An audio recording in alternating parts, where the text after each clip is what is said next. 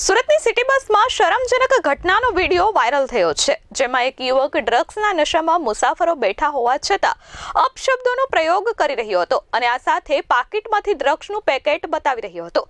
આ video viral થતાં પોલીસે તાત્કાલિક કાર્યવાહી કરી છે। સુરત સિટી બસના વાયરલ થયેલા વિડીયોમાં જોઈ શકાય છે કે એક યુવક ડ્રગ્સના નશામાં ધૂત થઈ બસમાં ગાળ ગલોચ કરી રહ્યો છે। બસમાં આસપાસ મહિલાઓ બેઠેલી હોવા છતાં આ યુવક ગાળ ગલોચ કરી અન્ય મુસાફરને કહી રહ્યો છે કે આ સુરત છે, અહીંથી નીકળ, તારી ઓકાત નથી। આ દરમિયાન કહે છે કે આ જો 1.5 લાખ રૂપિયાનો ફોન છે અને હું રોયલ કાઠિયાવાડી છું। આમ કહી પર્સમાંથી ₹5000ના ડ્રગ્સનું પેકેટ કાઢીને અન્ય પેસેન્જરને પણ બતાવી રહ્યો છે। જો કે સિટી બસમાં યુવક જ્યાં બેઠો હતો ત્યાં ડ્રગ્સ લેવા માટે જે સિરિંજ ઇન્જેક્શનનો ઉપયોગ થાય છે તે પણ મળી આવી હતી। આ ઉપરાંત યુવકના હાથમાં નશાકારક સિરપની બોટલ પણ જોવા મળી હતી।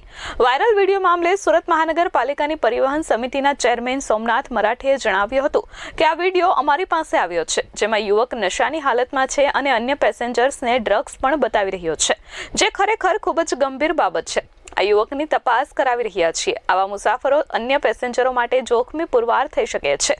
જો કે આ વાયરલ વિડીયો બાદ તાત્કાલિક પોલીસે કાર્યવાહી કરી છે। પોલીસે મહારાષ્ટ્ર પાસેથી આરોપીને ઝડપી પાડી કાયદેસરની કાર્યવાહી હાથ ધરી છે।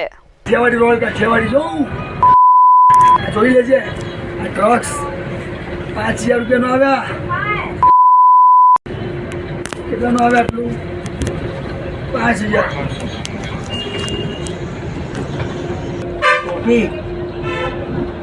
देख के बात करना है, दूसरी बात सबको ये समझ देगा, समझा क्या?